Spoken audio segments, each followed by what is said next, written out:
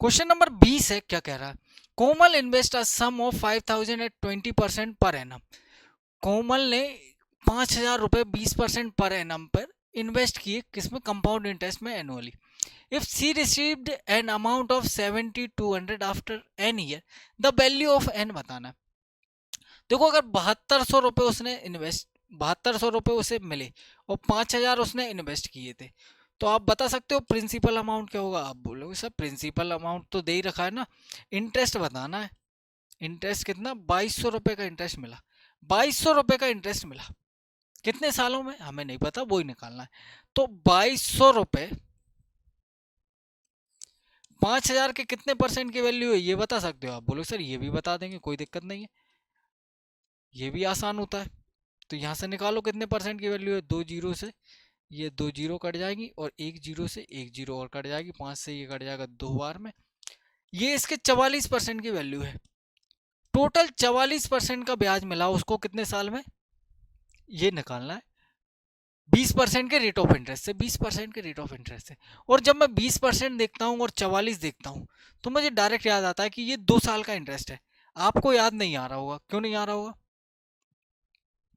अगर आपने याद कर रखा हो तो बिल्कुल आता। देखो, 20 प्लस 20,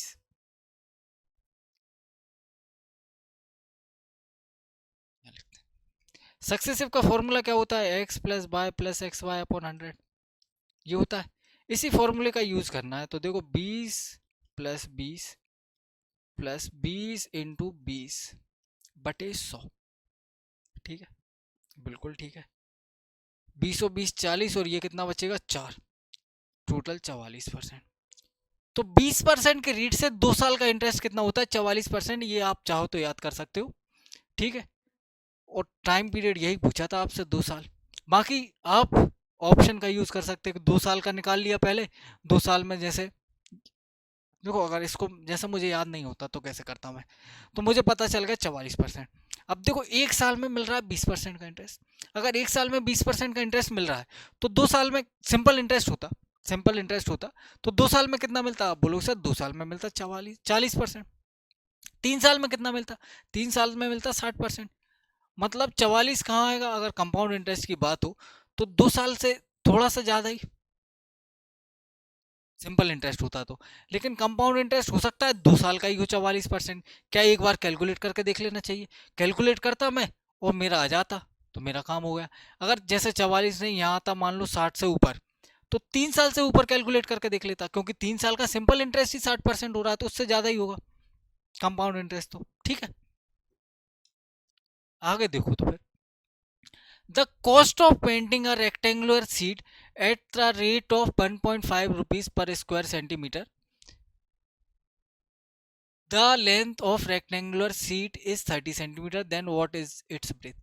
देखो, इस टाइप के क्वेश्चन में बच्चे कमेंट करते हैं कि सर एरिया निकालना है, एरिया दे रखा है ये, या फिर पेरीमीटर दे रखा है, ये हमें कैसे पता लगेगा? तो देखो, उसके लिए आप चेक करो यूनिट क्या दे रखा, पर square centimetre. Centimetre square, centimetre square किसकी यूनिट होती है? आप बोलो सर ये होती है एरिया की यूनिट, एरिया की यूनिट होती है। अगर पेरीमीटर होता तो क्या होता? पेरीमीटर होता तो सेंटीमीटर में दिया होता। ठीक है, तो यहां से हमें ये पता लग गया कि एरिया दे रखा है भैया कितना, एरिया नहीं दे रखा। एरिया निकल जाएगा यहां से, कैसे निकल जाएगा? एरिया निकालने के लिए कॉस्ट पर रुपीस पर स्क्वायर सेंटीमीटर के हिसाब से, और टोटल कॉस्ट दे रखी। टोटल कॉस्ट को अगर मैं 945 रुपए को 1.5 से डिवाइड कर दूं, देखो ये रुपीस में, और ये क्या, रुपीस पर सेंटीमीटर स्क्वायर, तो ये पर सेंटीमीटर स्क्वायर चला जाएगा ऊपर। ठीक है, रुपीस से रुपीस कट जाएगा, तो सेंटीमीटर स्क्वायर मतलब ये एरिया आएगा। ठीक है, इसको काट लो, एक जीरो लग जाएगी, 15 से ये कट जाएगा, 15 छिक्के 90, 15 तिये 45, जीरो। एरिया पता लग गया हमें, एरिया क्या हो गया? 630 सेंटीमीटर स्क्वायर।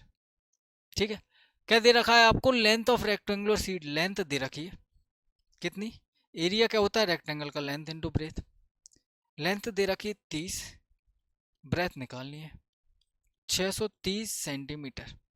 30 से ये कट जाएगा, 3 दूनी 6, 3 एकम 3, और एक जीरो। सॉरी 0 तो कटी जाएगी ना, 21, तो ब्रेथ आ जाएगी 21। ठीक है।